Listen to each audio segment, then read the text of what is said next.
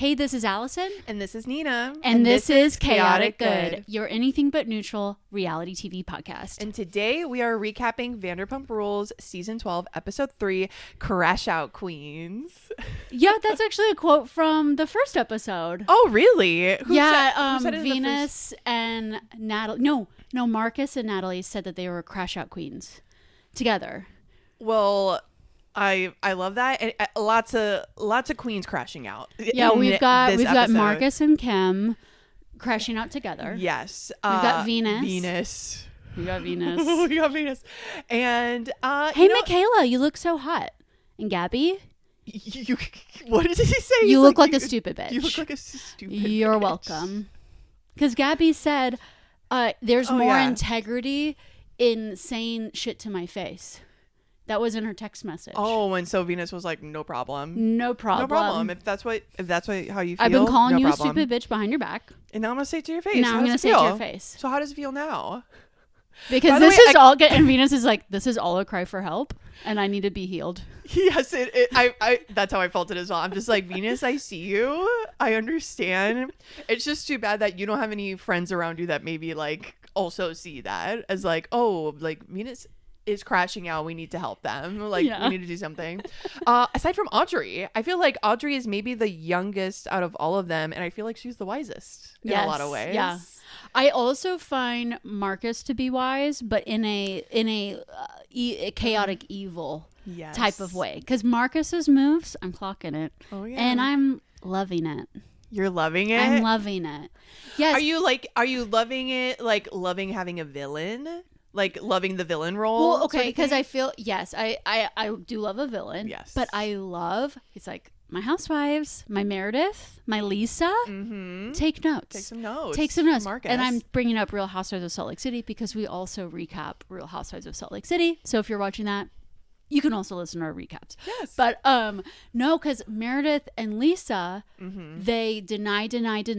They stonewall people. They like fighting with them is not fun.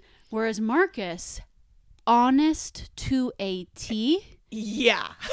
Very clear. Clarity. He's taken a word from Shane. Clarity. Yeah. He's like, yeah. Well, he texts Venus and he's like, yeah. I don't really like this side of you, so when we're around each other, there's no point in like acting cool because I'm not cool with it. I'm not cool with you. I'm like, there we go. And then when Marcus and Kim did their move of, telling everybody at SUR all the shit Venus has said about them, he was like, yeah, I did that. 100%. Yeah.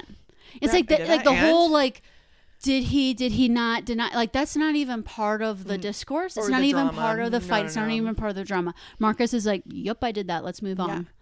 Because, fuck me? No. Fuck you.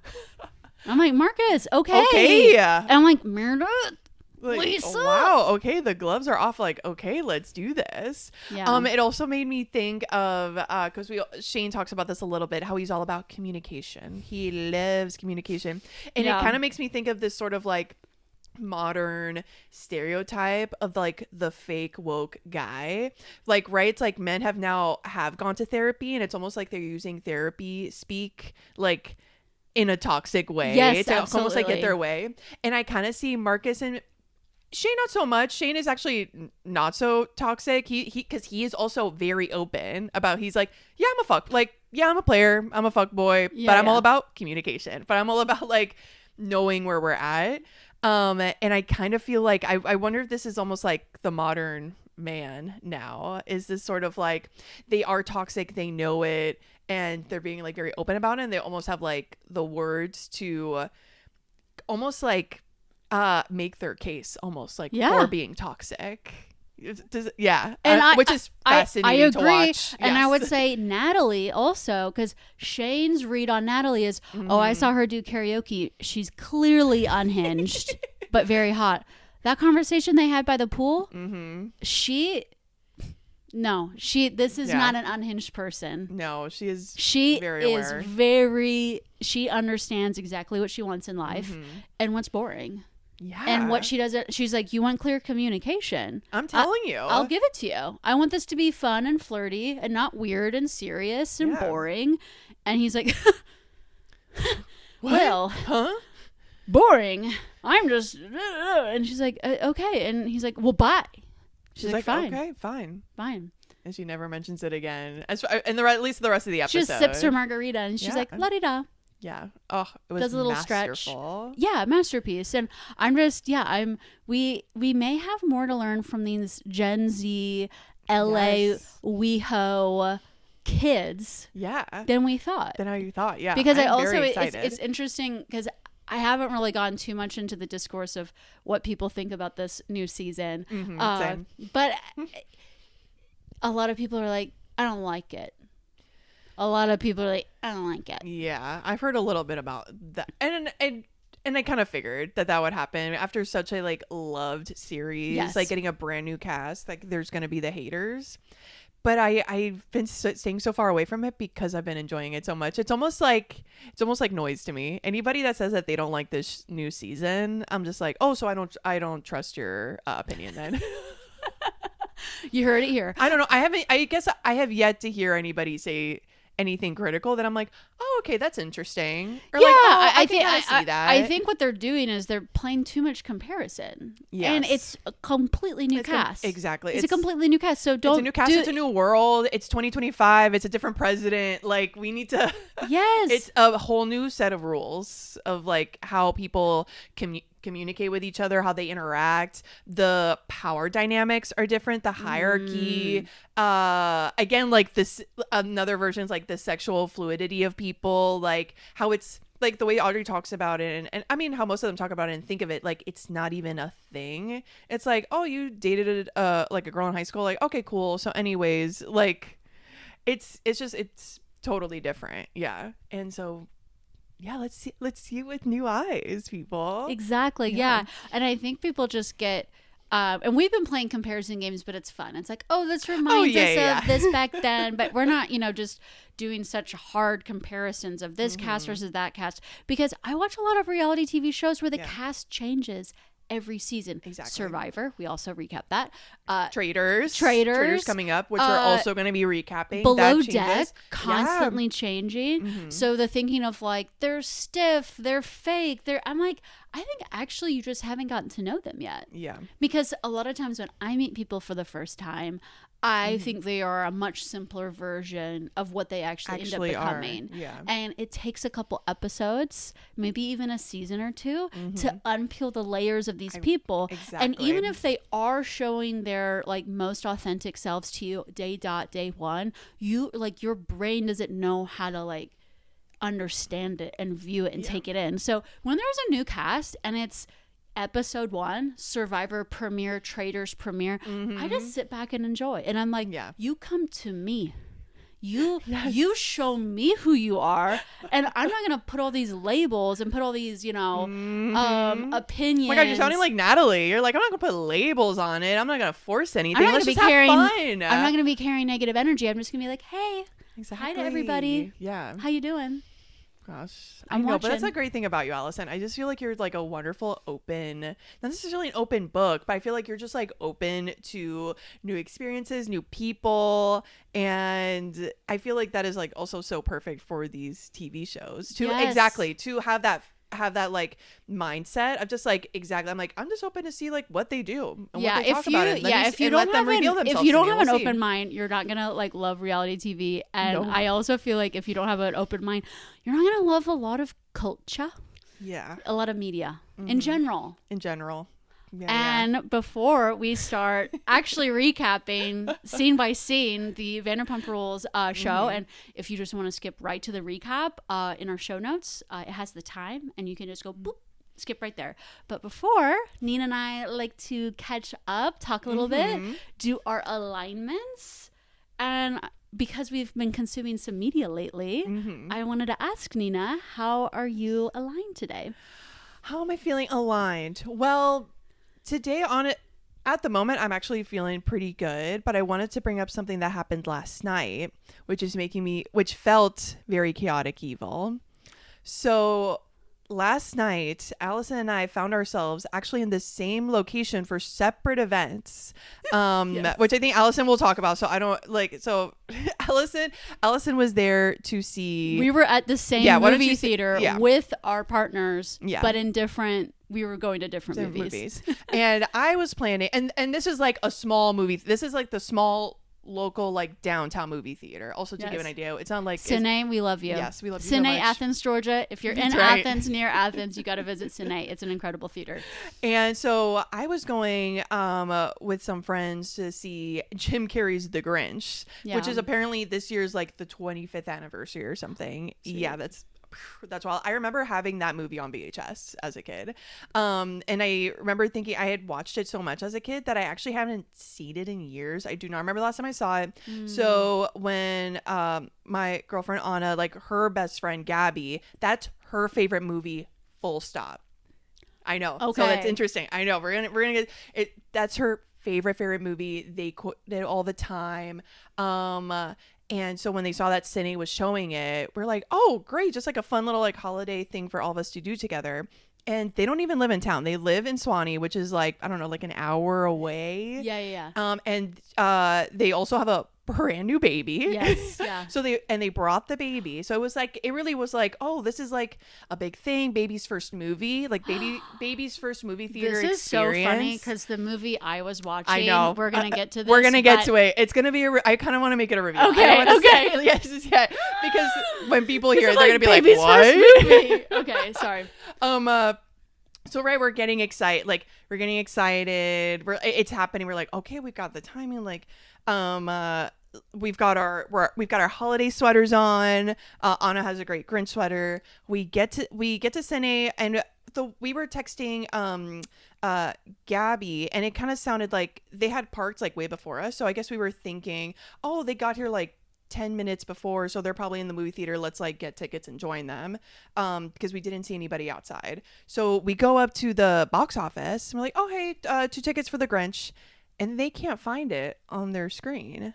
They're like, the Grinch tonight? I'm like, yes, at 8:15 I think it was online. Like, my head was going, oh, it's sold out. It's sold out because we didn't buy tickets ahead of time. Okay, like, oh my, like, of course this would happen to us. Oh my God. Like, finally all of us like planning something and following through. And she just kept saying like, no, I just don't think it's happening. Like, why don't y'all go inside? And like, I'll ask around, but it's not coming up on my screen as like a ticket you can even buy.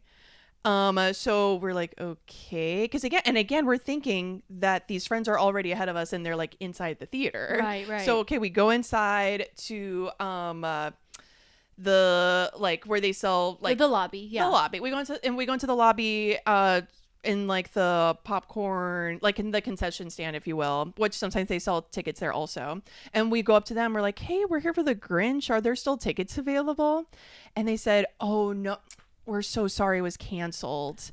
It sounds like a bulb in that projector, like that projector room, like exploded or went off or something, and they can't show the movie. So it's just totally Christmas is canceled.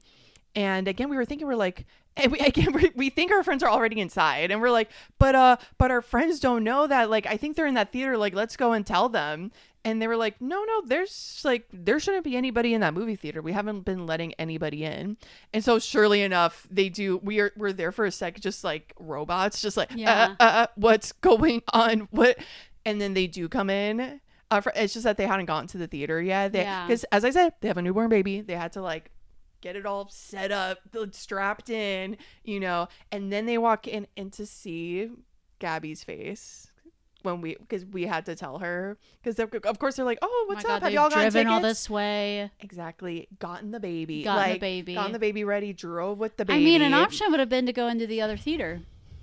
Which an option. Which, I mean, yeah, exactly. To make it short, I mean, Gabby was heartbroken, and that was such a bummer. We will watch that movie eventually. We're having like a friend's Christmas at some point. Okay, so good. It will happen. It sucks that it couldn't be at Cine. But like, We just like bopped around. We like got a beer, got some ice cream. Good. Everybody was fine. The baby was fine. But exactly. A thought would have been to just go to the next. Oh, there's another screen. There's another screen. Christmas movie. There's another Christmas movie playing. Why don't we go see that? And Allison, why don't you say what that? Because Allison was in the I was in the other movie theater. What were y'all seeing? My husband and I were watching our favorite Christmas movie, Stanley Kubrick's Eyes Wide Shut. The Christmas classic, Eyes Wide Shut. Classic, yes. Eyes Wide Shut. So yes, no. So the Eyes Wide Shut movie.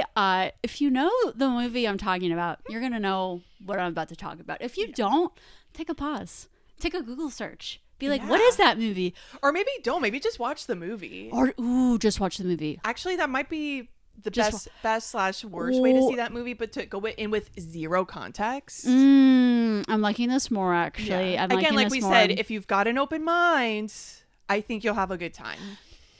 And if you don't, you're gonna have the worst time of your life. That is my ideal way to watch movies. That's true, especially scary, disturbing movies. One of Nina's favorite podcasts, Too Scary Didn't Watch. The whole point is to like spoil the movie before you even watch it. My favorite thing. I do listen to that podcast after I see the movie, and I almost like listen to it as like a review recap type of thing.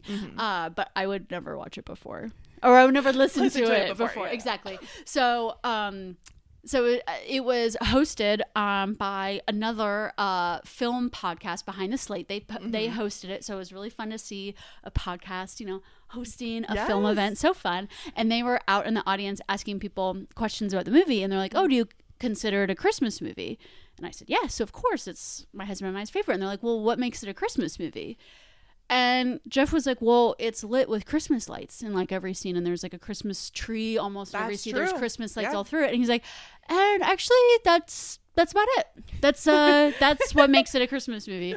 And I've been thinking on it, and I was like, actually, what makes it a Christmas movie to me is the beautiful thing about Christmas movies is that it's this time of year when you revisit these movies every year. And this is a movie I revisit and I watch it every year around Christmas time. Around this season. And I am not that into Christmas. Your mother's heart breaking as you say that. It's hard to say it out loud. I'm into Christmas parties. Yes. I'm into the intentionality behind Christmas, spending quality time with people, being intentional with like what you're doing at all times because it's this special season. I love all that, but like Christmas in of itself. Yeah, you can kind of take it or leave it. But the thing it made me think about it is like, I love this movie so much because I revisit it every year. So it's this chance to like unpeel it layer by layer and really take it in. And I'm now thinking, I'm like, there are other books, there's other poems, there's other movies that probably deserve a yearly rewatch during Christmas maybe. And maybe it's not a classic Christmas movie, but I like treat it as a Christmas movie because I just want to like go on like a lifetime journey with this movie. With this like beautiful piece of work. I was about to say, I love art. Exactly. I love art, and we just get so busy with our lives and our work and all of that. And this is like a time when things slow down and you actually have time to maybe like, sit down with something and like take it in. And I think that makes a lot of sense because exactly the way that people are so fervent about like holiday movies and the ones that they rewatch, like you're so right. Maybe they are so connected to it because it is like the time of year where you are just like, what other movies do we watch you're every sitting on year? The couch and you're just like, you're not doing there's nothing else going on. Everything is closed.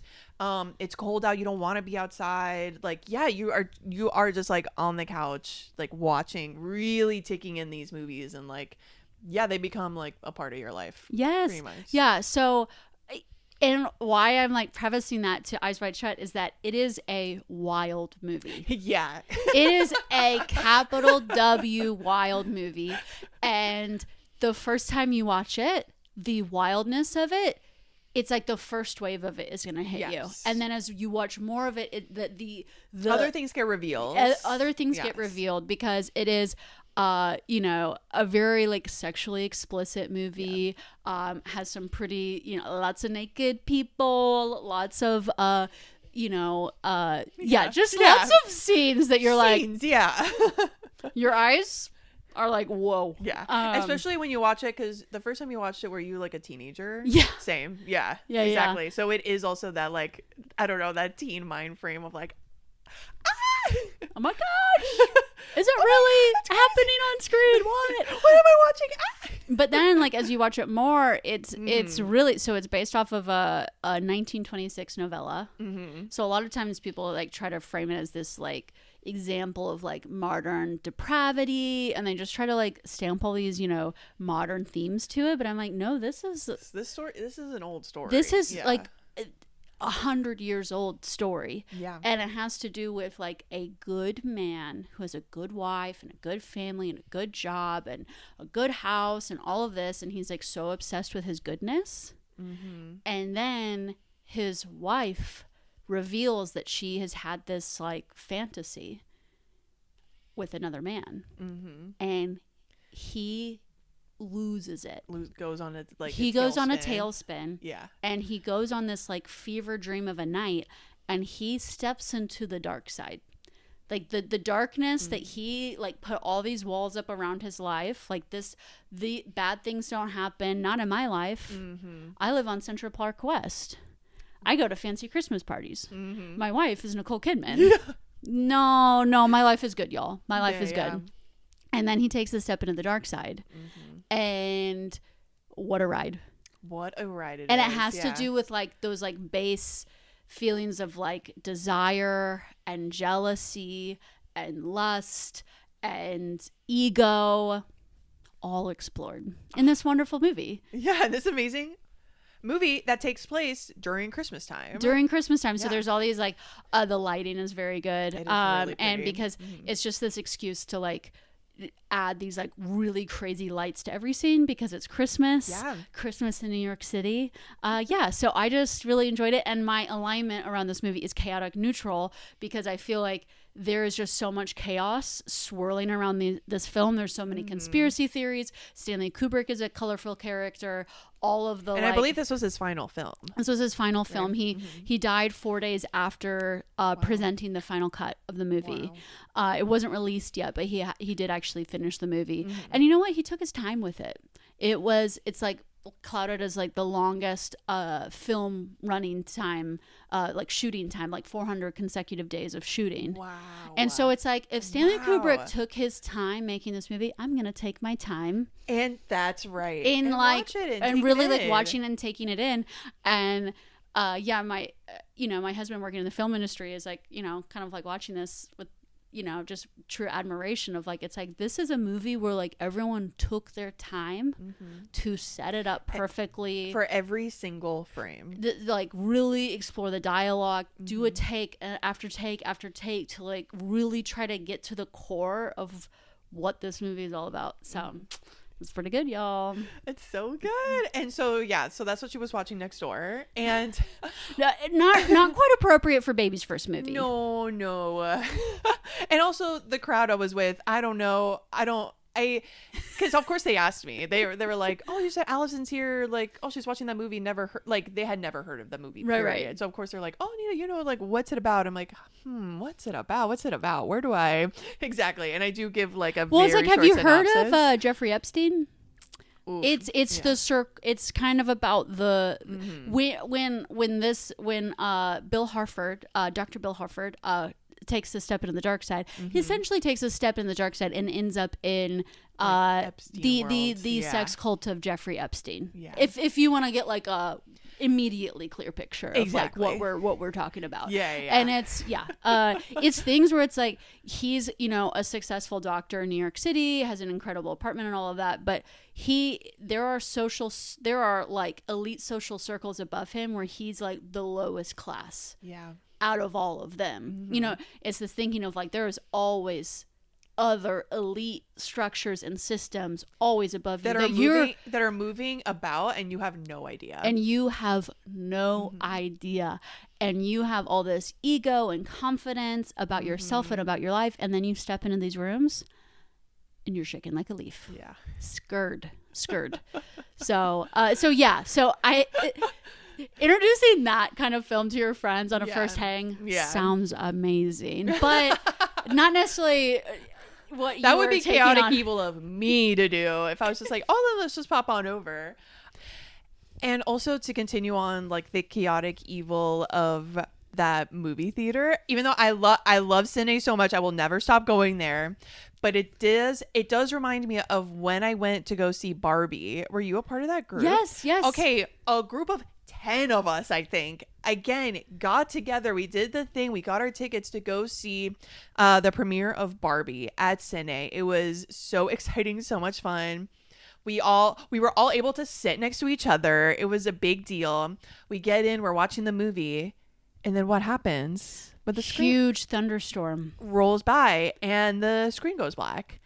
And we're like, what the heck is going on? What is this?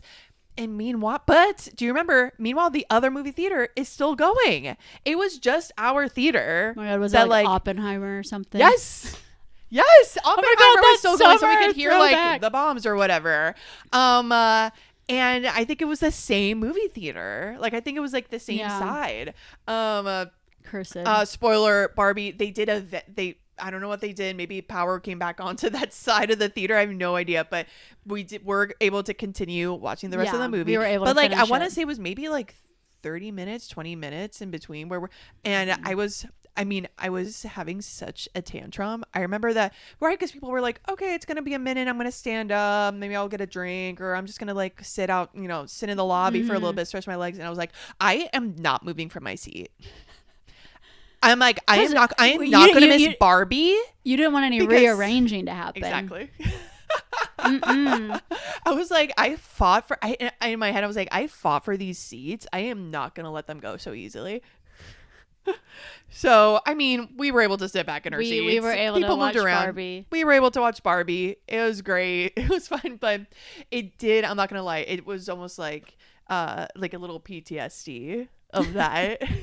Well, hopefully next time, your next movie going experience gonna be 10 out of 10. That's right. But we've got to talk about a different movie, a different cinema unfolding. Yes. And that is Vanderpump Rules. Oh my gosh, let's do it. Do you want to get into the recap? I am so excited. Okay, let's do this. Let me pull up the laptop. Boom. Got my notes. So we open to Natalie's room. Yes. That is full of Amazon boxes, shopping boxes, maybe all those heels that she's buying and texting Marcus about. Mm-hmm. She's got a cute little husky dog. A husky. These are some dog lovers. Yeah. So that's also making me, I think maybe that's also why I like this cast so much also, is because they have such like cute dogs and big dogs. Mm-hmm. Not a lot of like the little teeny little Yorkie poodle mixes. Nothing against those dogs. No one come for me. But yeah, everyone's got like big dogs. I love it. She's like, Mommy drank too many martinis last night. Can you say martini, honey? I mean, yeah, this cast loves their martini. Yes, they do. That's like the drink du jour. Because they're ordering martinis by the pool. I'm like, that is not a pool drink for me. Like, no, that's a no. But it does feel very like in your early 20s, like I think it's pretending like to be an adult, trying to play grown up, but still trying to get just drunk. Exactly. Chris and Jason are shirtless, walking around being like, bro, wake up. Yeah. And they're waking up because today is a special day.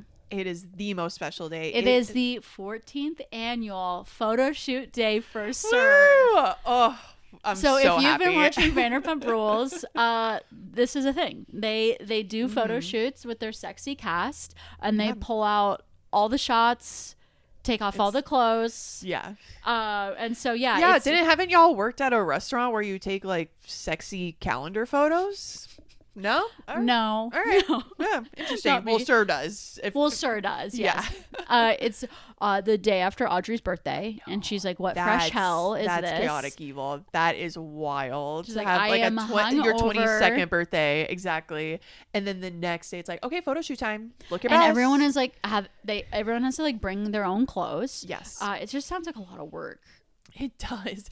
For everybody involved. It feels very like high school in a way. It feels very like theater, like exactly like people bringing their costumes and everyone's changing in the same area and you're just kind of like getting ready in front of a mirror together. I loved the montages in this episode of like people getting ready and it looks like they're looking in a mirror but it's like the camera, so it's like someone's brushing their hair, right, like they're putting lipstick on. I thought it was really cute. Yeah, that was cute. Yeah, we get some some clips of like, you know, there's grapes and there's pearls and there's lifting up a lobster and kissing it. Yes. And they did some throwbacks to past photo shoots. Oh my god, the one where Eric is in the middle, they're all completely nude. Like, no little like stickers covering. And I feel I feel like I'm being unfair because if it's just a photo shoot and like all the girls are naked, I'm like, this is fun.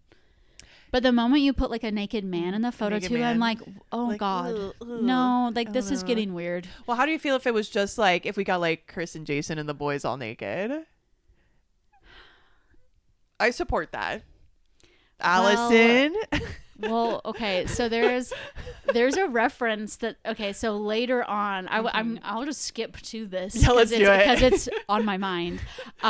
There was this moment where Shane is by the pool talking to Natalie and he's like, I heard that you were really like flirting with Chris and Jason yesterday during the photo shoot, and there's a flashback to them being like, oh, this is like White Lotus, the threesome in White Lotus. And I'm like, was there a threesome in White Lotus?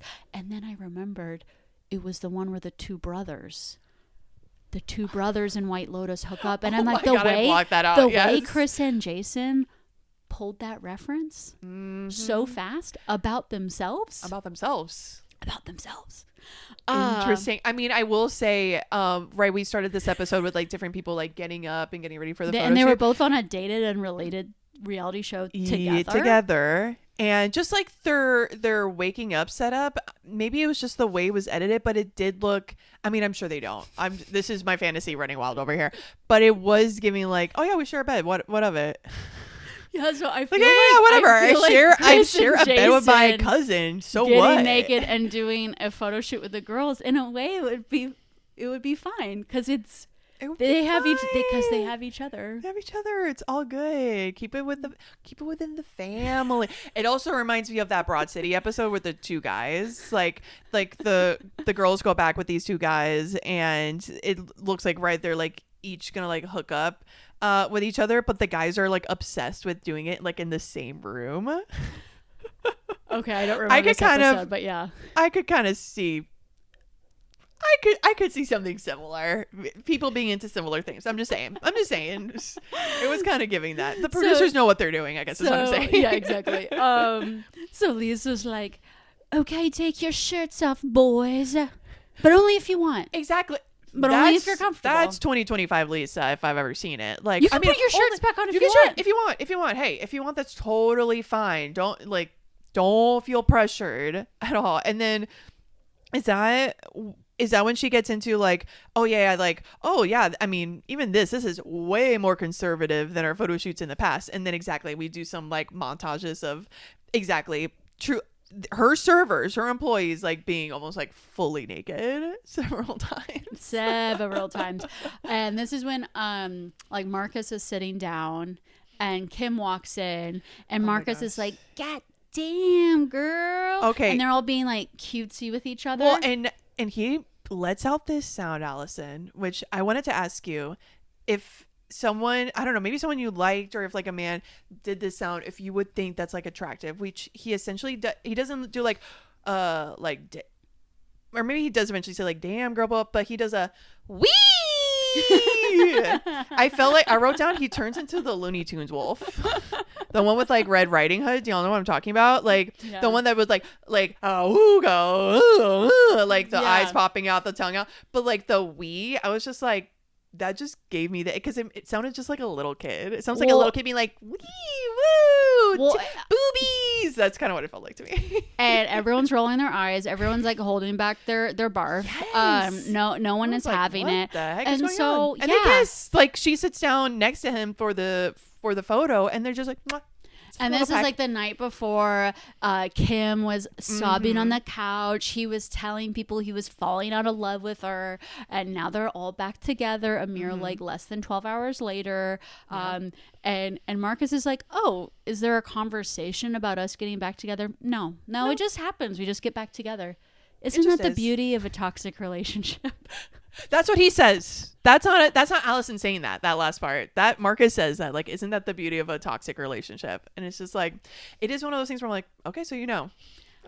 So like it almost also works as a shield, because then exactly as we're about to find out, like, people can say all they want. People can say like, y'all are so toxic, y'all are terrible for doing this, but it's like, they know. So it's like, that doesn't hurt them. And Marcus has a good point when he says to Venus, he says, this has nothing to do with you. So why are you trying to make a big deal about it? Well, I don't know. I have a different take on that when we get there. We'll get there. But first we have to meet our new server. Yes, Angelica. Yes. Oh my gosh, this little Bratz doll. Yeah, she's wearing this little like white corset dress. And Lisa wants to introduce her to the group. And Angelica walks in and immediately boom, boom, boom, yeah, falls. immediately eats shit. But it's cute. It is cute. Very no, rom-com. it is. It's not tragic. It is just like silly. Yeah, and all the girls maybe too, but all the guys are definitely like, what did you think about Angelica? I just think she's a little like cutie patootie. I love her vibe. She is definitely seems a bit boy crazy, if I do say so myself. I wonder if she'll be in the next toxic relationship. And we'll be, a year from now being like, how the easy days with Marcus and Kim, it really wasn't so bad. Because now we've got Angelica. And I don't think Jason. I don't think they're going to end up being a thing. I don't think so either. And maybe that's for the best, y'all. Like, be friends. That's fine. Yeah. Also, I'm hot. You're hot. We should hang out. We should just hang out. Have some fun together. But yeah, she was giving us a little bit of her backstory. Where she's like a Navy brat. She moved a ton growing up. Went to 13 different schools or something like that. Yeah. And then for undergrad, I forgot exactly what she majored in, but wasn't it doesn't it come out to neuroscience or something? Am I making that up? She describes herself as a scholar. Yes. That's the note I put down. Yeah. And then what was it? She moved to LA and became boy crazy. Yeah.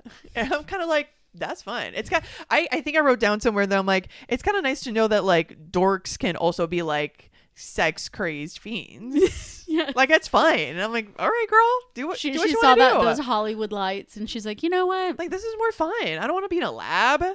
I don't want to be in a lab testing things. Everything is sterile. No, I want to put on a cute little baby doll dress, some sharp eyeliner, and I want to have some fun. No, I like her too. Yeah. So this is when Venus takes the chance to talk to Marcus. Oh my gosh. So we can get into it, the two of us. Let's go. Let's do it. Venus is like, what the hell? After last night, after I spent all that time comforting her, and now it's like nothing has happened. And Marcus is like, it has nothing to do with you. And all these other people start stepping in and making it their own shit. But anyway, I wanted to be like, Nina. Oh, what are my thoughts on that? Tell me your thoughts. So I feel like they get into it also more a little bit later into the episode. But I do see where Venus is coming from in the sense of I do actually feel that Marcus and Kim do drag people into their shit. I think they kind of okay, so earlier I think Natalie says right when they see Kim and Marcus and they're being so cute together, and everyone's like, what the heck? Natalie in her talking head interview is oh, this is a weird kink for them. They screaming at each other and us feeling bad for them and being on each other's side and then getting back together. And I completely agree with her. I think that is 100% what is happening. And I do think they bring people into their shit. They bring in let's see, Kim when at Audrey's birthday party when Marcus is being so mean to her, and she starts crying. I think a producer brings that up, oh yeah, weren't you being consoled by Natalie? Why she's are you no, I just was looking for someone. I just needed somebody to be consoled, and she just happened to be there. Yeah. And I'm just like, oh, so again, I'm like, oh, so that's Kim right there. Like, she actually, like, Natalie, that is not your friend. She is just like, that's what I mean. Like, she is just like reaching out for somebody. Yes. And it just so happened that Natalie was there, and that's a warm body to like take care of her. She was just looking for someone to take care of her. And then I think for Kim to then turn around and be like, oh my God, like, you're obsessed with me. This is crazy. It's like, Kim, you were looking for some consolidation. Mm-hmm. And I feel like Marcus does the same with Venus and with like the other bros. Like, he loves nothing more than to be like, oh my God, dude, she's gonna be so mad at me. Like, oh my God, like, can you believe her? Ugh, that's just crazy. He likes that. He likes having like someone to talk to, someone to be like, yeah, man, I know she crazy, bro. I know. Like a werewolf. She called you how many times? Oh my God, dude, that's sick, man. He likes that. He does like that. Like, he does like spewing and being these two love the drama. So then I think it's very rich of both of them to then be like, oh my God, this has nothing to do with you. Like, why are you obsessed with us? Oh my God, stop talking about us. You get into it with them. Like, you like that. So that's where I'm coming from. It's great TV, by the way. Don't stop. Don't stop doing it. But dare stop. So Nina, that was my take. I agree with I literally agree with everything you said. I agree with everything you said. I love it when that happens. I do want to hear. However, asterisk.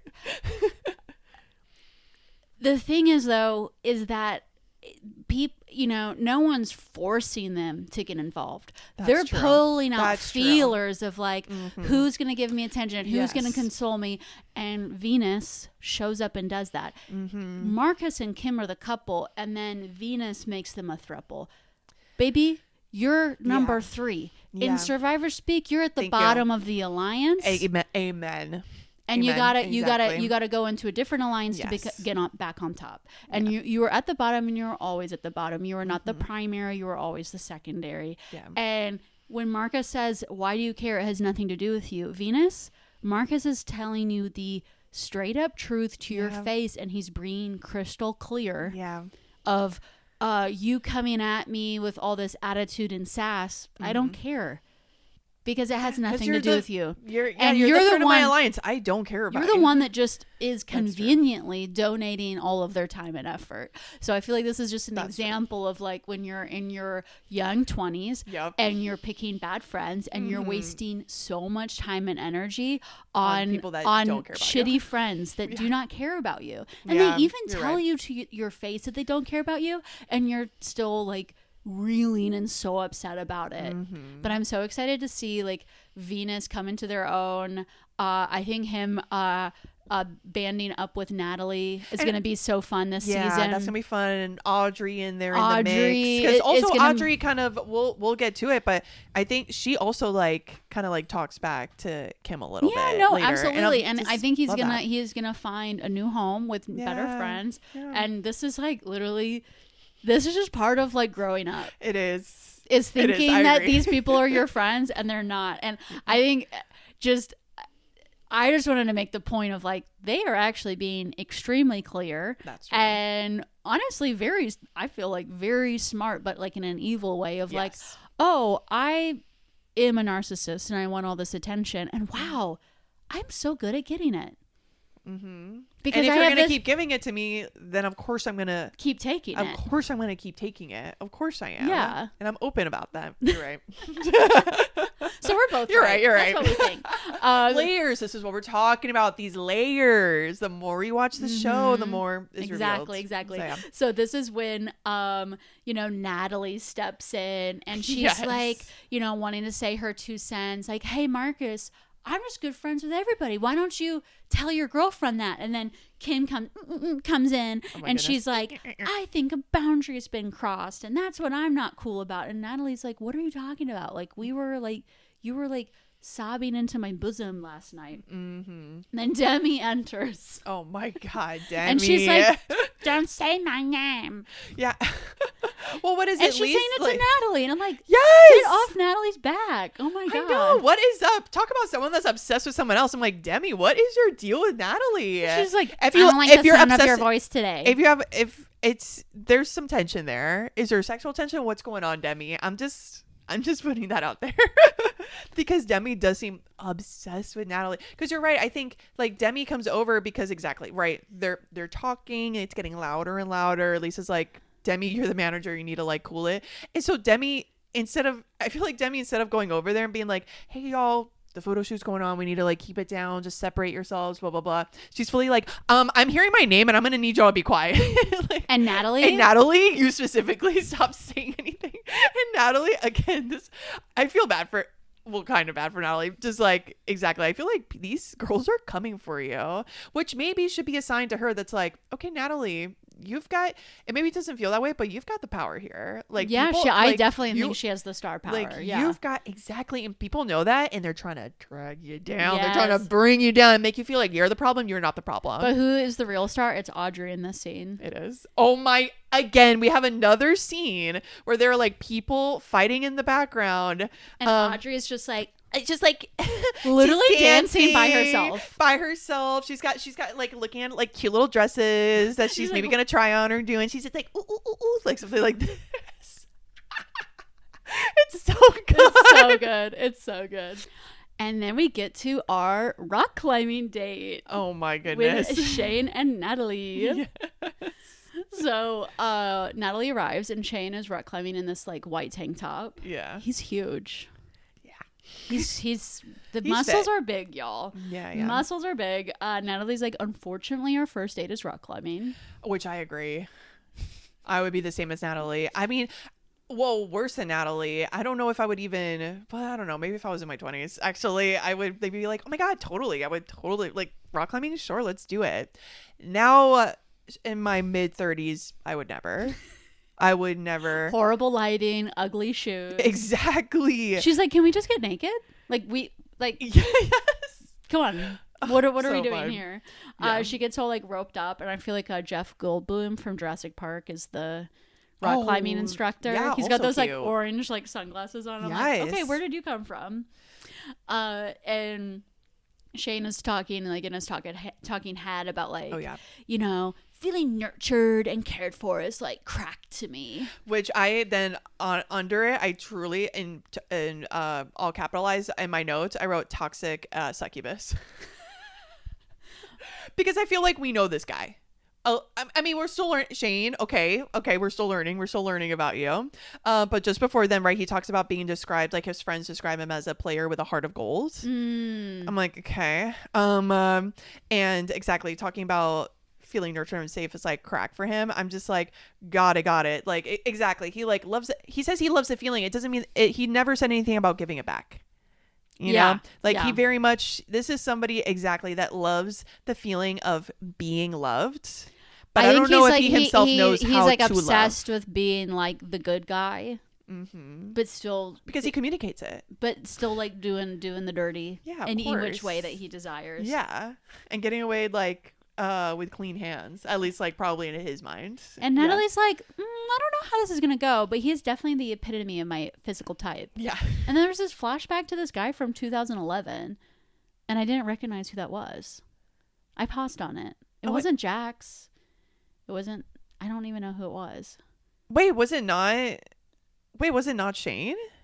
No, it was. It said a showing? flashback, and the date was 2011. It was this random guy I don't know. Oh, weird. So in the comments, can you tell me who the heck was that? I seriously like paused on it twice, and I was like, I don't know who that is. Oh my gosh, maybe it's like Fight Club. Maybe it was just like a quick little like scene. I had totally missed that. Oh yeah, my God. I guess I was paying attention too much to Shane. Oh my God. And then they had their broken back heart to heart. Yes. Well, their traumas, their health traumas. Yes, their spine traumas. Heart to heart. Yes. So Natalie says that she had scoliosis as a child, and her spine wasn't straight, and so she's like, I was like, hi Natalie, and she's like doing her like upper shoulder thing, and I'm like, oh sweetie. Which I would have loved to have met Natalie with a back brace. I feel like she would still be fun. I bet she's like the same Natalie. Yeah, a good friend of mine and when I was growing up, she had like a curved spine and stuff, and ended up having to have that like kind of back surgery and like back brace, and it was several weeks of recovery and all of that. And then Shane's like, yeah, I broke my back too. Different story though. Very different story. Very different story, because he got shot 3 times. Yeah, when he was 19. By his best friend. By his... Accidentally. It was insane. Every layer, I was just like, you were shot 3 times. You were a teenager. It was your best friend. Well, how about it was on accident. Let's go through the whole story. Okay, yeah, go. So Shane gets a modeling contract, and he's like, guys, buddies, I'm gonna be a model. And they're all like, bro, yeah, we love that. And his best friend said, hey, I need some help. And essentially they get into this fight with a group of guys, and I'm like, over what? I'm kind of interested in what this meet was about. Yeah, they don't really say. A little vague on the details there. Yeah. But anyway, they get into a fight with a group of guys. His best friend gets stabbed. And Shane goes to tackle the guy that stabbed his best friend. And his best friend just starts unloading his gun. That's right. In the direction of his attacker. But he actually unloads his gun into his best friend's body. Y'all. Dude. This is insane. It's like, I'm thinking of like when, because I think of the movie Drive all the time when I think of Vanderpump Rules, because that's the movie that Kristen and Jax watched when they like hooked up. And I'm like, well, with this cast, you don't have to watch Drive. This is Drive. This is Drive. This is literally. So he gets shot in the back. He's paralyzed. He, over several months, learns how to walk again. Yes. Yeah. And goes back to the modeling agency. And he's like, will you have me? Will you have me again? And they're like, yes. Get on the plane to Milan. And he goes. And he's like, a model in Mulan. Yeah, exactly. Yeah, he's like, I was so green. I'd never done anything, never been anywhere. I was pronouncing Milan Mulan. And he got these ugly Band-Aid tattoos over all of his entry and exit wounds. And what I wrote is, trauma is no excuse for bad tattoos. And that's my little nugget of wisdom for anybody out there. And he says, does the gunshot wounds, does it get the chicks? You bet it does. He says at the date with Natalie, I'm so heavy right now. And I thought for a second, like, does he have a boner? Is that what he said? I'm so heavy right now? And I'm like, what does that mean? Is this like a new? Are you like hard? Your dick is so big that when you're hard, it's so heavy to lug around. But then I took a moment and I was like, no, Allison, he's like being heavy, like emotional, talking about a serious subject. Right. Yeah, totally. Yeah. That's my goblin brain was like, what's heavy? What appendage? Just like, why are you so heavy? I want to say one last thing about that scene before we move on to Marcus and Kim cooking together. When Natalie's talking about she has like 24 screws in her back. She goes on in her talking head saying like, I know it's kind of freaky, like saying how I've got all these screws in my back, but I was thinking about it the other day, and when I die, 24 people can have a piece of me. And there's a piece that will be with them from me that'll just like will live on. I love that. I kind of like that too. Well, I'm like, that is freaky, but people with like hyper specific legacy plans. Yeah. Like beyond like the Natalie in 2300. Yeah. What there's going to be screws of me around. Yes. In my like great grandchildren's houses. Yeah. Thinking ahead. I like it. Yeah. I liked it too. I mean, she's like, again, I'm just like, you're a little freak. I love it. So then we get to nighttime at Sir/a gross couple cooking together. Yes. That's right. Yes. It's kind of like doing flashbacks in between. You're right. Yes. I was like, what? Yes. Yeah. So yes, we've got Marcus and Kim. They have a night in at the apartment tonight. Yeah. Marcus is like, I don't know about the state of this asparagus. Yeah, I was gonna say, I'm like, goodness, what are y'all doing? And he's like, there's no red flags when we aren't fighting. I wrote that. I wrote like, oh yeah, when we're not fighting, it's so loving. There's no red flags. And I again wrote down all caps. That's a red flag. If you can't have conflict, in like a healthy way with your partner, yeah, that's the red flag. Yeah, of course everything is good when you're good, but again, that is so like in your 20s. That really is so like 20s thing. And then we have a jump scare. We do. Allison. People, the way I screamed when this happened. Tell the people what we saw. So we're at the bar at Sir. Yeah. Chris is trying to make a drink, and then Who's there's a certain person muddling his drink for him. It's Eric. Yes, it is. Jeepers Creepers is what I said out loud. Yeah, with salt and pepper hair. Yeah, because he's ancient. He's still there, and he's still there, and he's still managing. He's still behind the bar. Mm-hmm. He's like the ghost of Christmas past. That yeah rocked me, and I almost can't even cover it more than that, because it's like you see something like that, and it's like you want to just forget it. Yeah, as quickly as possible. It's freaky. I wonder what he thinks of exactly this like new series and his like connection I to wonder it. too, because I know there was like, you know, as his like role and like the cast got phased out more and more, he was in like kind of contract disputes with Bravo because he still wanted to get paid, and then they were like, LOL, we're not paying you, you're just showing up to your job and we just happen to film you. And he's like, no, if I'm on camera, I'm gonna get paid at least this amount. So then I remember they started just blurring out his face. Oh my god, I missed that. Oh my god. And so now they're not blurring out his face, but also there's this like whole other cast that's still like you're still irrelevant to another set of cast. I mean, did like a lower third even come up when he was on screen? No. Exactly. No Chiron. No Chiron. So if you're like watching the show for the first time, you have no idea the like connection that this person has to like the original show. That's wild. So then we get to my favorite part. Yes. My favorite part of the episode. Here we go. The pool party is a close number 2. Yeah. The pool party is very fun, but this was very good. This was a good preview to that. Yes. Do I have the screenshots pulled up? Yes, I do. Good. Okay. We're gonna have a poetry reading, y'all. Yes, we are. Because Venus starts getting some texts while at work, and he's like, Natalie, when you have a minute, will you come with me so I can show you some dumb shit? And she's like, absolutely. She's like, Sergio, that drink ticket, you got it. Okay, good, I'm leaving. So they head to Sir Alley. Yes. Oh, Venus how I missed lights up a cigarette. The skinniest little cigarette you ever seen. And he's like, hear this shit that Marcus just texted me. Okay, I'm ready. Hey dude, I've just seen a side of you that I really want nothing to do with, and I can't respect it. I don't want to be fake and act like we're cool, so no need to pretend like we are. Wow. Which I was like, honestly, kind of great. Yeah. Clear. True. Clarity, as we were talking about before. And not passive at all. It's because it's like, I don't really like the whole thing. I get this happens a lot in reality TV, and it's like let's just be cordial.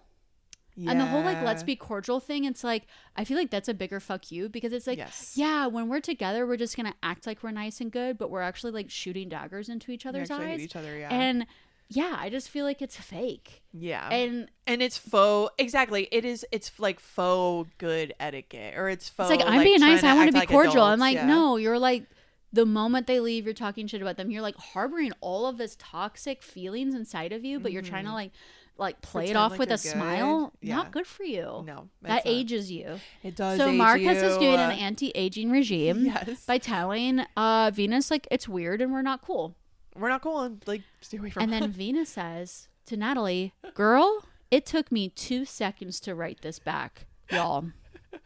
The Odyssey. Let me read. Marcus, you literally look like a dumbass, and so does Kim. I'm behaving out of retaliation towards your stupidity and the fact that you and Kim don't give a shit about anyone but yourselves. I don't want to hear about your clown-ass relationship from you or Kim. You all just look stupid as fuck. Yeah. I want that. That took 2 seconds. I want that on a mug. Yeah. I'm ready to place my order. Yeah, let's get that. Oh yeah, I wanted one of those like bumper stickers that just it's all just text, you know? That one. Like you can't actually see it while you're driving. You have to be parked and like really get in there. That needs to be on bumper sticker, Venus. So Nina, if someone texted you this, how would you feel? The first or the second? Oh. If Venus called you a clown, called you a dumbass. I mean, me personally, the way I would turn into a puddle like so quickly, I hate confrontation so much. I'm a person that turns into a puddle when like my boss is like, oh, hey, are you free? Can I just like pull you aside to talk for a sec? And it's literally to like ask me about, it's literally just like, oh, can you blah blah blah get this done, like not in trouble at all. But I hear something like that and I'm like, oh my god, I'm literally like, oh my god, what? So to hear something like, to get something like that, I mean, exactly, I would turn into a puddle. I would, if I worked with these people, I would never show up to work to get a work. No, I would. I would the block breath them. would leave my body. You'd never see me again. You would never see me again. I mean, you know me. I'm like, I will block you so fast, and your existence would like cease block, to and be then throw the phone into the ocean and be like, Yes. Anyway, what does rent look like in San Francisco? Truly, I think that's what I would do. I think I'm like, this person doesn't exist anymore, and I need to start a whole new life somewhere. What about you? What would you do? So a text like that? I feel like it's so much worse being called a clown and being called a dumbass. Oh yeah. If Venus came up to me and was like, "You're a stupid bitch," I'd be like, "You're like, okay, queen." I'd be like, okay, queen. Yeah, maybe I am. And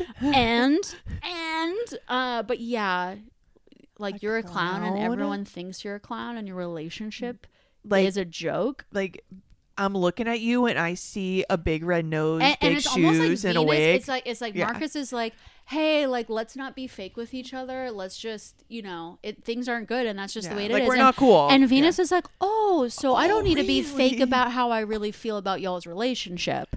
So you have literally given me the green flag to tell you that when you guys are like cooing and like making out with each other in this photo shoot, we're all rolling our eyes and trying to like hold back our throw up because it's so awkward and stupid. Weird. Yeah.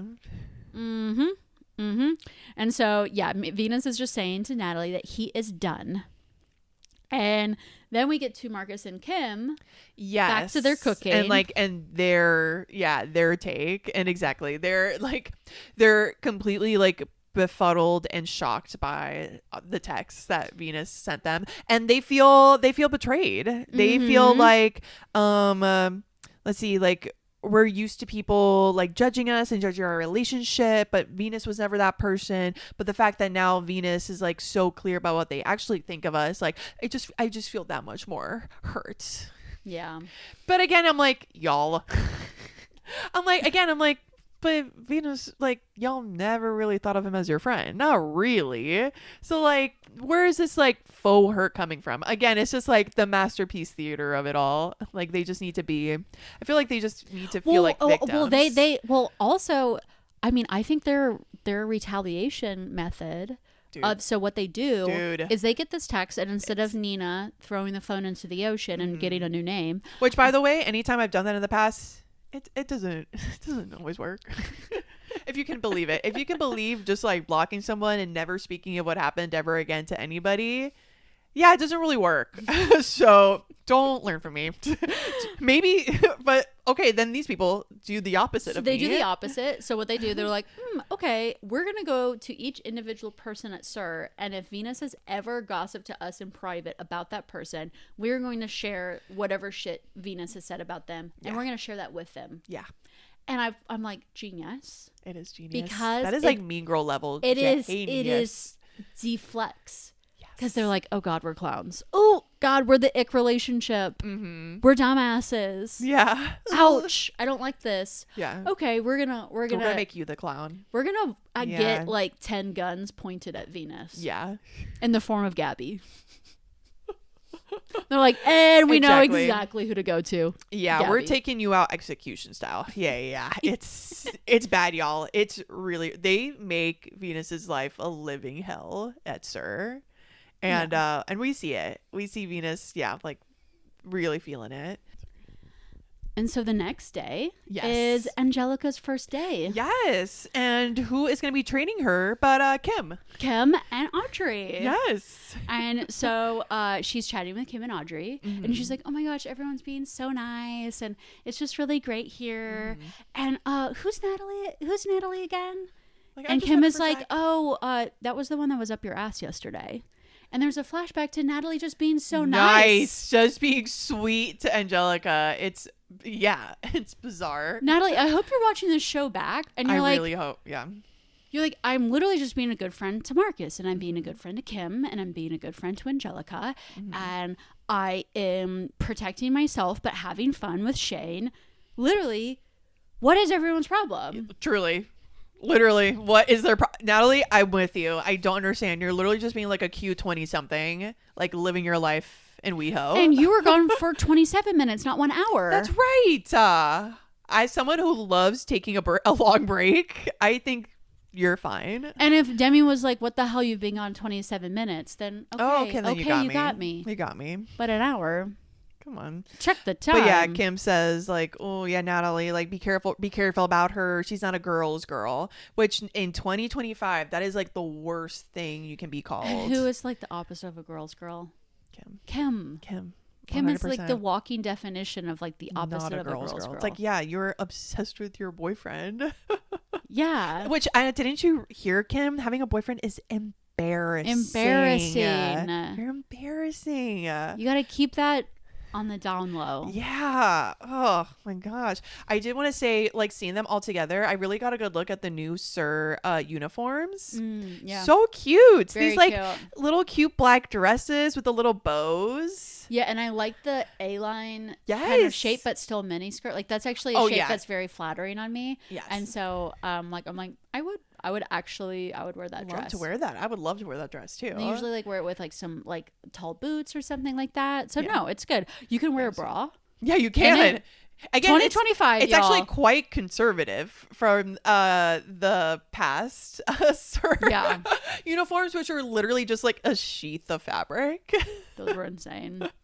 So this is when we see that Venus is having an emotional day. Yeah. And Demi's like, don't cry. It's just the start of the shift. It's happy hour. It's happy hour. You can't. And Venus is like, no, I'm already emotional. I'm already emotional. Can we talk? And Demi's fully like, no, I don't want to talk. It's already making you emotional. I don't want to talk about it.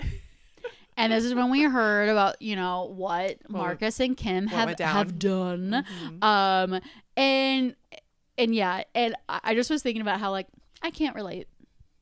Yeah. I can't relate because one of the things that I love about our friend group is that we don't gossip about each other. That's true. So if there was like someone had like a crazy idea of this kind of retaliation tactic, there would be to like break us apart. Yeah. No, because we don't talk shit about each other. We don't. Literally don't. They would just, if they hacked into like our phones, I feel like they would just find. Oh my gosh, I love them. Exactly. Can't wait to see them. I think I have screenshots of like cute texts that we all send each other. And we so all, sweet. I feel like we all just text only in group chats. Yeah. Like it's it's so all rare. in the open. There is very, very rare where we are just like, I mean, Allison and I text each other because of the podcast. And it's just like scheduling. Yeah. But if it's like anything that has to do with like fun or life or girlhood, it's always in the group chat. Yeah. Only. Yeah. It's in the girly bulletin. Exactly. Girly bulletin shout out. So now everyone is hate texting Venus. Yeah. And this is when Goblin Gabby rears her head.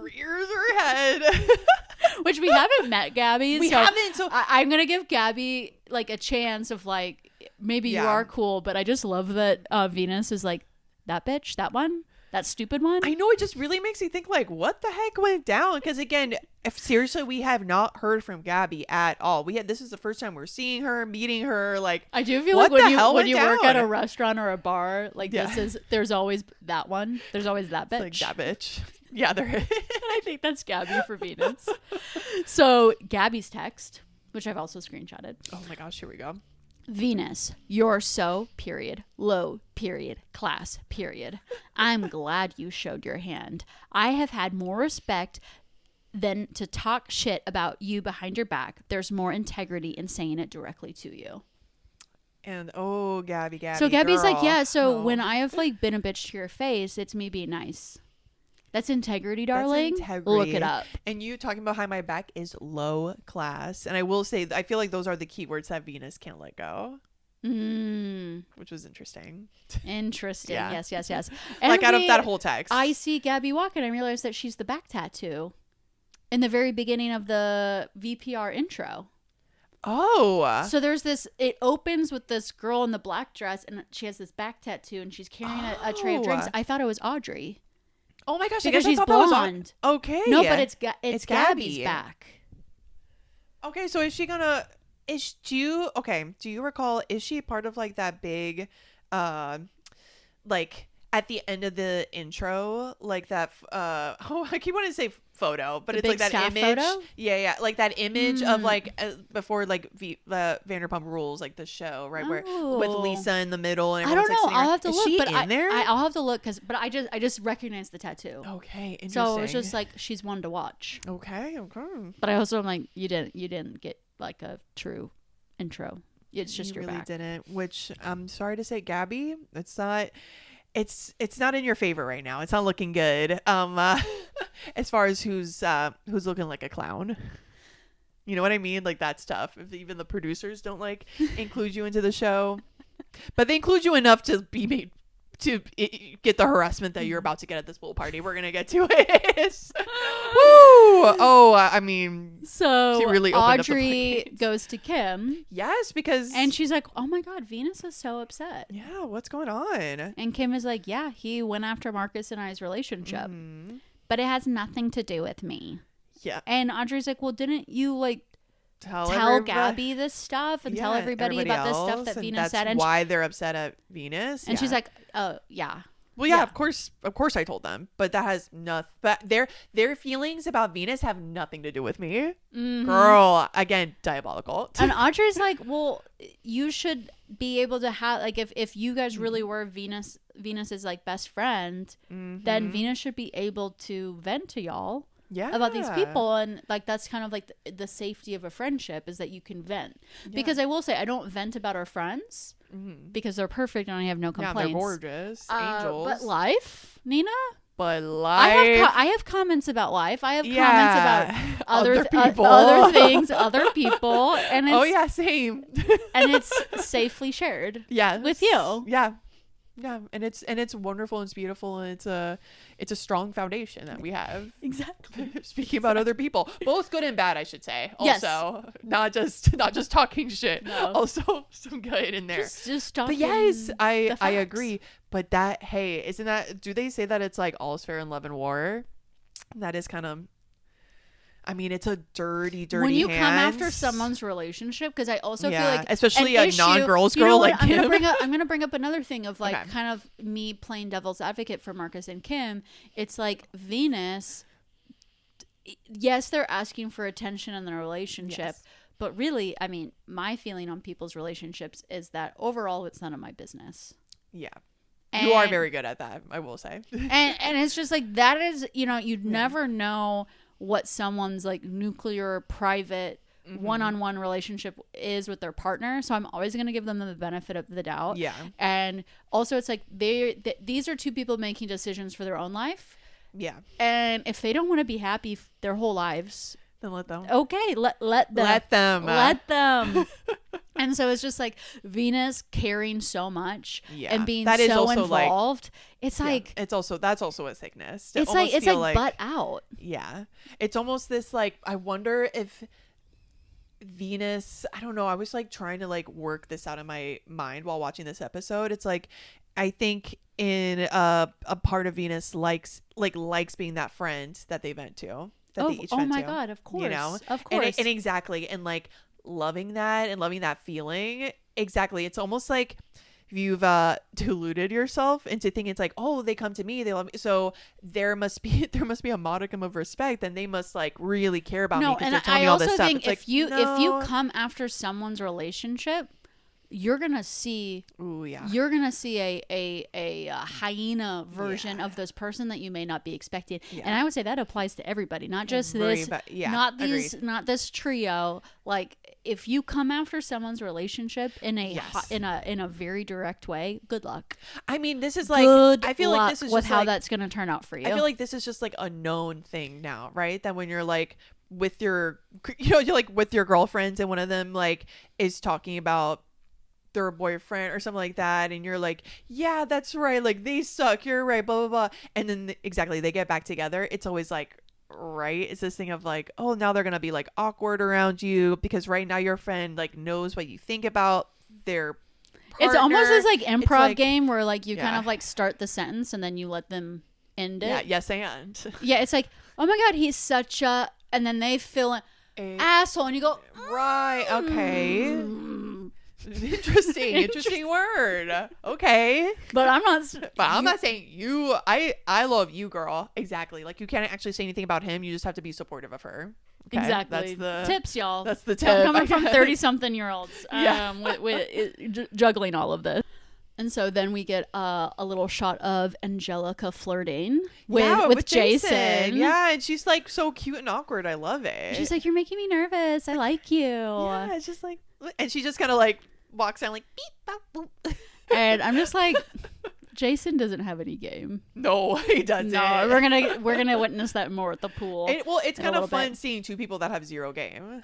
Yes, because right? Angelica's so cute, but also like she needs to have a night. Oh, I think next week they have girls' night out or something. I can't wait. And Angelica needs to learn from Natalie. Yes, take a little training lesson from Natalie. Because I also wonder if it's it's like I'm seeing two gorgeous hot people like trying to interact, and I wonder if it's that thing where it's like, exactly, they're both so gorgeous and hot that that's all that, not that they have, because obviously I think they've got personality in there, but like, you know what I mean, especially like at that first go ahead. I think there's like that joke about like when people are like so attractive, it's like, and everything like goes well for them in life, like they don't have to work on anything else, on a personality, or like, you know, they don't have to run a podcast. Yeah. People just run it for them. I mean, I've seen it. I've seen it myself. I remember having, I had this amazing roommate, Nikita, that years ago here in Athens. She's amazing. We're still friends. Shout out Nikita. Oh my God, if you're listening to this, love you, girl. You're doing great stuff. But she is and still is so gorgeous, and it was fun being like her friend and roommate, and truly just seeing people like fall all over themselves when she would just like walk into a room. Like, people would like, we would go to bars, and the bartenders would just like give her free drinks, like, and she would be like, oh, so how much is a beer, how much is that? And they're like, oh, don't worry about it. People were like giving her free. We would go places, they give her free food. Like, she wasn't even asking for food, but they're like, oh my God, no, have a hot dog. I feel like we've all had a friend like this. So I had a friend in college, and we were going on a spring break trip together, and she's in line at the Panda Express at the airport. Oh my God. To get Panda Express. The guy in front of her buys her Panda Express. So I'm talking pretty privileged. At the airport. And she didn't even like talk with to airport lighting, people, and she's that gorgeous that they're like, I'll get your Panda Express. Don't even know you. They didn't talk or anything. I'm just saying, I don't. Like, oh yeah, she deserves it. I bet she was also a very nice person. And she just was probably like, oh, your luggage is fine. Oh, it just probably just smiled, that smile, and then got Panda Express. Done. Amazing. And then got on the flight. And the flight attendant gave her all these like free drink tokens, and then she passed them out to the rest of us. Hi, I will also take a drink. Thank you very much. Yeah, that is some trickle down economics that I can get behind. It's the pretty privileged trickle down economics. You are also very pretty, Nina, but I'm also. Thank you. And you're gorgeous, Allison. You're gorgeous too. Yeah, but I bet you also got a few of those free drinks. I did. I did. Got some rub off. Yeah. Oh, exactly. No. I was not jealous. It was very fun to be around Nikita. So then we get to the cutest date ever. The horse date. A little, what is it? Malibu Ranch. So sweet. So Mary Faith and Audrey are on the farm. Yes, with their horses. I love that Mary Faith is like a best friend chaperone. Yes. Of the date. Yes. Love this. Yeah. It's like, I don't know this guy. He's like going to be around our horses. Yeah, I don't trust him with my horse. And crazy. I feel like they're the kind of best friends where they're like every night's a sleepover. I bet. And they just do everything together. So much fun. And Audrey's like, yeah, I'm going to go on this date with Chris, but you know what? You should just come too. You should just be there too. No, it'll be fun. And she's like, great.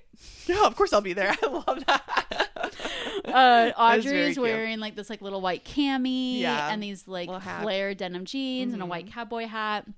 And then Chris shows up, and he's also in a cute outfit. Yes. And she's like, what in the Matthew McConaughey is going on? He's also wearing like a plaid shirt, also like a cowboy hat. It makes me think of like, what photo shoot did he like save this outfit Yeah, it definitely looks like clothes he's never worn. He doesn't look like a rugged cowboy, but I just love that he did it. He like put in the effort. Yeah. To like Agreed. look the part and like be able to like ride a horse, and didn't show up in like, you know, designer sweatpants or something. Yeah, exactly. Or like, it wasn't like a dumb and like, what am I supposed to wear? It's like, no, like, exactly. Mary Faith is like, where are you from? And he says Jersey. She goes, right. Got it. But I wonder if maybe their next date could be surfing. That'd be cute and hot. Yeah, I want to see that. I want to see that. I mean, how could we not? They have to go on another date, and it has to be surfing and also ice cream. Getting ice cream because they talked about it. They're like, I talked about. Oh wait, I have another one. Rollerblading, because remember that scene with her rollerblading? So cute. Okay, do y'all see how excited we are about this show? There's just like so much fun stuff that's coming up. So Audrey says that she is not into fast relationships in LA, isn't into that scene. And Chris is like, girl. I've been on 2 dating reality TV shows. Yeah. And we learned a little bit about these reality TV shows. Yes, we did. So I think you brought it up. I think you knew this kind of. Well, I had no knew idea. that he mentioned at some point. Somehow I knew that he was on 2 reality dating shows, but I didn't know which ones, and I had to have the chance to look it up. Yeah. He told me. Yeah, exactly. I love that. So he was on Dated and Related. Yep. I'm going to say that again to maybe people who haven't watched the episode, but they're listening to the podcast. Dated and Related. Mm-hmm. And he says, I know that sounds like incest, but like, yeah, buddy, it does. And he doesn't say, but he doesn't say, but it's not. He just says it just sounds like incest. Yeah. I'm like, because it's not. What? Or what? Or what is so it the then? theme of that show, which I did look up, is that sibling pairs go to this villa in France. Okay. I'm like, okay, production. Right. They go to this villa, and then they like essentially these siblings are watching their siblings like date other people, and you're dating other people's siblings. Okay. And it's him and Jason, which they're cousins, but are they brothers? Cousins. And they love that scene in White Lotus. Yeah. That they reference themselves. And they've been on Dated and Related. I'm sorry, but I'm confused. I'm very confused and also turned on. I don't know. And I don't know. They seem to be happy, nice guys that make other people feel like really good and comfortable about themselves. And so they just seem like really like cool, nice people. Down to earth guys, yeah. And so if they... I know. I'm confused also. Allison, I know.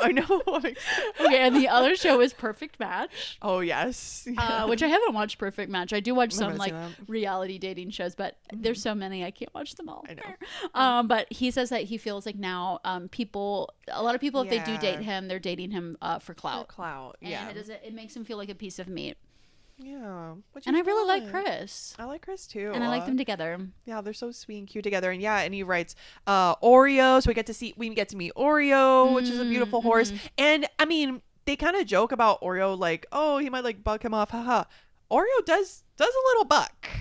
While Chris is on I think Chris is incredibly open-minded and like game for getting on this horse, because I don't know if I would be that open-minded, because Audrey's kind of like, good luck. Let's see if he bucks you off, as in kind of like go for it. And if I'm getting on a horse, I need like a horse trainer, like with I need like I need it all set up for me in a very safe. Yeah, I'm not just getting on a horse. No. They need to tell me this is like the most docile horse that's ever existed. But Oreo does a little and Chris stays on it, and again, he's a good sport. And I mean, and like you said, like Audrey notices that and is like, well, first she does say like, Chris looks like he's never been dirty, as in like dirty in his life. But she liked that he's willing to get out of his comfort zone, and, like try new things. I'm like, yeah, you're right, that is good. That is a good characteristic to have. So yeah, I'm excited to see where this goes and them hanging out more. And then we get to pool day, the pool party, a VPR classic. Oh my gosh. So Angelica has invited everybody to the pool. Let's do this. Yeah, so fun. Can't wait for these days ahead of us. Yeah. I can't wait for this summer going to Legion Pool. That's right. Because it's not going to be demolished by the UJ administration. It's not. If you've been listening to every single podcast of ours, I have ranted about how we are trying to save a pool in our community. So hear me roar. But anyway, pool time. Here's pool time. All the people are gathering. Yes. Marcus takes a pic of them with a digital camera. Yes. Because that's another thing the Gen Zers are doing. Because they're on to things. Yes. They're smart. They're like, this is probably a better quality picture. And it's like, you know, that's cooler. It's, you know, we're trying to reduce our screen time. Yeah. And we're going back to analog. That's what people keep saying. Yeah. And everyone showed up, and we see Audrey again. But I did have this moment where I was like, I'm jealous of Audrey's life. Yeah. It just seems so fun. It does seem really I feel like fun. she's just hanging out with her friends all the time. And then she's like riding a horse, and then she's going to a pool party, and then she's going to work. But when she's working, she's kind of just like dancing around in like little dresses. Yeah, like being cute and flirty, having fun, getting tips. Yeah, I'm just like, I'm really happy for you. I'm happy for her too. And I just only want good things for these people. Only good things for Audrey. I really want, yeah. Natalie comes and she says hi to everyone. Yes. Because she's a normal person. When I was saying the whole like, I'm annoyed with the whole cordial thing, that doesn't include saying hi. Oh, yeah. You can like literally walk up to people that maybe you have some beef with or there's some issues, and you can just be like, hey. And she just is doing a general hey. Yeah. She's not asking for a hug. Okay, Kim, calm down. I know. Kim is like so upset. Like, this is so weird. She's delusional. So weird. Oh my God. So weird. How can you say hi? Yeah, and in her talking head, she goes into like, what makes you think we can go from screaming at each other one day to good friends the next? Like, what would make you think that? And it's like, girl, you've literally just described you and Marcus. Yeah, and Natalie just walks up and does this. Yeah. Just waves. It's waves. Really doesn't sit next to you, doesn't like make a thing of like, doesn't make a pointed hi, like, hi Kim, hi Marcus, right? Because, you know, from other Bravo shows that we watch, they do that. You know, people like to like poke the bear and be annoying. No, she didn't do anything. No. She did not poke the bear. And Natalie says in her talking head, I don't carry negative energy. I don't have a problem. Yeah. I'm fine. And Venus says to Shane, oh my God, you're huge. You're like a big slab of meat. Jesus. And Chris, for whatever reason, didn't show up in a bathing suit, like trunks or whatever. And he's like, oh gosh, I gotta change. And he's got a towel around him. Yeah. That's and he doesn't just go to a bathroom. He changes right there. No, he's changing right there. Yeah. Okay. Fine by me. Yeah. And then they start ordering martinis. Of course, as you do, I guess. And as I was saying to Nina, that is not my drink of choice at the pool. No. Because it's high. I need something that's like... I usually am not a big drinker at the pool. I'm usually like water, hydration. Because for me, pool is like a time to like really relax. Yes. Look at magazines, chit-chat. Maybe a beer, maybe a seltzer, maybe. Yeah. But usually it's just a big old thing of water. Water. Yes, I'm the same. I think I prefer a beer. I'm a beer gal at the pool. Yeah, That's beer sounds good. If it can stay cold. Yes. Natalie almost puts her toe in Jason's water. And she's like, hee hee hee. And Jason's like, I'd still drink the water. I'd still drink it. Nasty boy. And Shane is like, oh my God, what is she doing? Yeah. Shane, you brought that girl to the bar 4 days ago. Yeah. And and Natalie's just talking to someone that's already that's in the crew.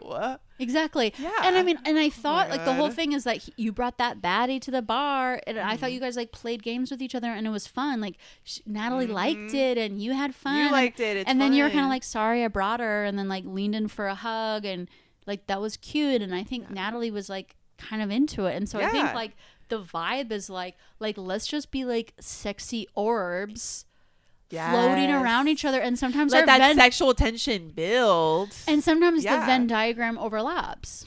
Yeah. And like it's really as simple as that. It really is. It's but not so Shane complicated. Is like, I need to communicate because even if something is casual, I need clarity. I think if something's casual, just let it be casual. Just let it be casual. Then. And if people, I would say have good receptors or like good self-awareness of like when people are starting to feel uncomfortable or troubled or confused. But if the other person is like giving off like total positive energy of like, we're good.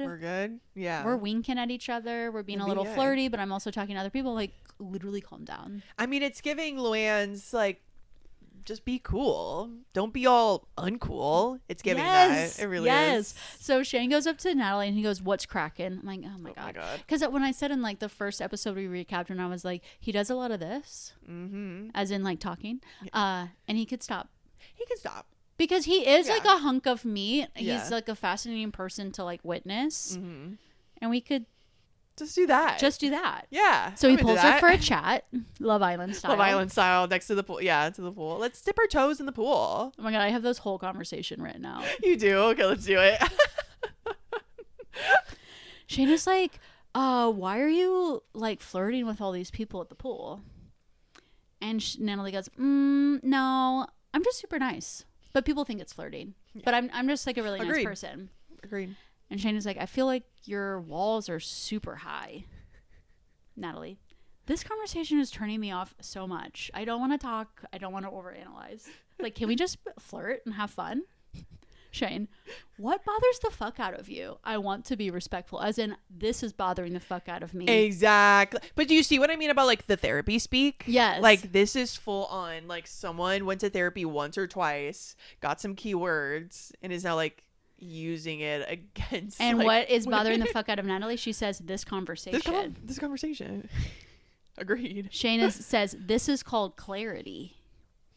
Natalie, why can't you just flirt? You're showing all of your cards. Mm-hmm. If this is communication to you, I'm bored.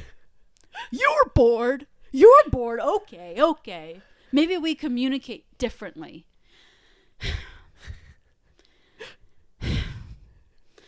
I'm fucking done with this convo. And she goes, bye. Yeah, bye. Okay, see ya. And you think she's unstable?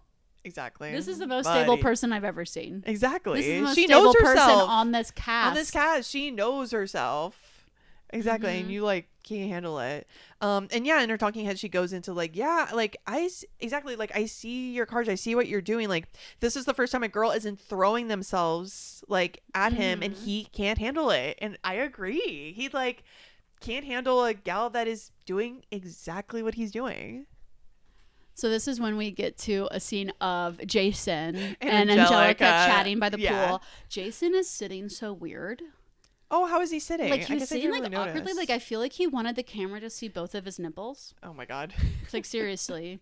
I feel like he thought like he knows in his head like this is not a good angle for me. So and the camera's on me and he was doing it, but it just made it more awkward. I get it, Jason. Well, especially when you're sitting next to like a gorgeous Bratz doll that is Angelica in like her swimsuit, which is also just like sheaths, like little pieces of fabric stuck together. Strings. Yeah, strings, truly. It's technically a one piece. Yeah, somehow it's considered a one piece. It's covering less than a bikini. And but yeah, he says that he hasn't been in a serious relationship since he's lived in LA, and it's been a while, for like 4 or 5 years or something. Yeah, and because of the grind. Oh yeah, the grind. And Angelica is like, well, I'm still living with my ex. Yep. And so they're both giving.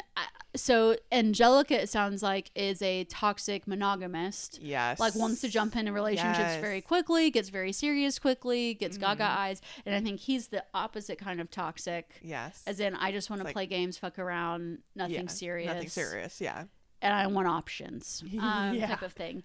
And he says, when it comes down to it, I'm hot, you're hot. We should hang out more. Want to go to the gym? Let's go to the gym together. And I just thought, wow, another date I would never want to go on. All these dates that people are doing, I'm like, no. But of course she's like, yeah, sounds like fun.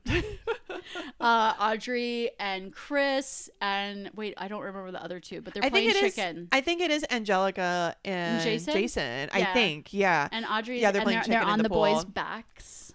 And Audrey's like, oh my God, we're at the pool. It's a great day out. There's a boy's like head between my legs. Like, life is good. And it's like you're saying, save like, a horse, Audrey, ride a cowboy. Yeah, and I'm like, Audrey, life is good. These are the days. Really are. This is the song. These are the days. Don't block us. Do not. If you want to smash the mute button, we're done singing. You can turn. Yeah, turn the please do not throw that copyright law on us, please. So Venus is spiraling a bit at the pool. We can tell he's not enjoying himself like everybody else is. No. He pulls Kim for a chat, and Venus does what Shane does. He shows all his cards. He does, yeah. And he says, my text was harsh, but it was a cry for help. Honey, don't say it. And again, because he's still thinking like, oh, this is my friend, even though my friend is hurting me and being mean to me, he's still he's still looking at it as like, oh, but this is my friend. So surely if I tell them, it's like, exactly, it's like that I'm spiraling into cry for help. Surely they're going to now understand. Kim is like, nope. I didn't do any of that. She's denying what happened, what Marcus and her did. Yes. And she's like, you know what? This situation is sad. And I'm going to go eat the food that I ordered. Bye. And this is just an example of like you called them clowns? And they're like, you think we're clowns? Watch this. This situation is sad. I'm going to go eat the food that I ordered. Bye. Like, don't tell the clown that you're this is clown. A cry for help. Yeah. You're not the clown. Yeah. I'm sorry, Venus. You're not the clown. Venus. Yeah. I felt real bad. We're sorry. And oh my God, this is my note. Venus looks within and is like, who is the stupid bitch now? Me. Yeah. No, wait. Gabby is. Oh my God, yes. That was the thinking, truly. He literally, the orb of stupid bitch landed in his hands and he was like, tag not it. Like, no. Yeah. And he was like, I need to go confront Gabby. Yeah. Natalie's like, no, like, take a minute, take a breath. I know. Again, Natalie, being a good person. I mean, like, no. Hey, sees that it's a cry for help. Sees that Venus is spiraling. It's like, no. Just take a breather. It's all good. Stupid bitches can breathe too. Yeah. And it's okay if you're the stupid bitch right now. It's okay. It's okay. And he's like, Venus can't handle it. He's like, why is Gabby here? This bitch.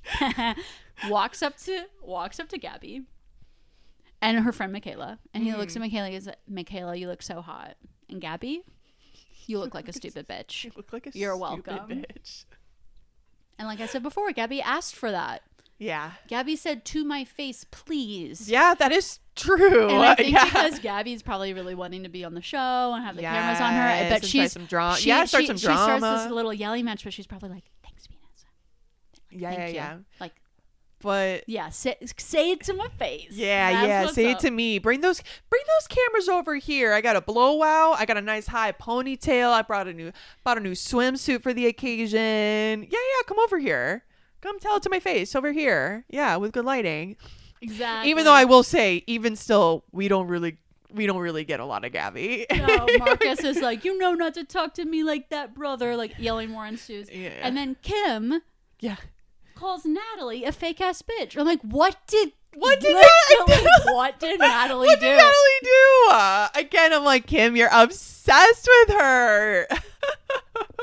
Natalie's over here just drinking her martini in peace, actually. She didn't start anything with you today. She told Venus not to do nothing, first of all. And then that's it. What does that have to do with you? Oh my God. And then this like dubstep music starts like wah, wah, wah, wah, wah, wah, wah. And I was like, I love the show. I love the show. I love this show so much. Not only all of this, and now they're ending with like my favorite kind of music. Yeah, my favorite kind of trashy pool music, which is dubstep music. I don't play it at the pool on speaker. It's just in my headphones, privately. But if we had our own pool, that's what we'd be playing. I build a pool in my backyard. Yes. And I'm like, everyone can come over, but I'm blasting. But this dubstep. Is what, yeah, and no notes, and no, there's no sharing of the aux.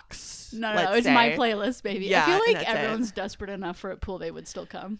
Yeah. Even with the music. Yeah. Let's just say I got the email for the pool that I've have gone to before, and I'm like, no thanks. Yeah, the prices have gone up. Yeah. Oh my God, it was already so expensive. Yeah, which is another reason why we need to save Legion Pool. Affordable community pool for the community. Oh exactly. My God. Because we can't be building pools, and we can't be going to the VPR kind of pools. We're a little too old for it.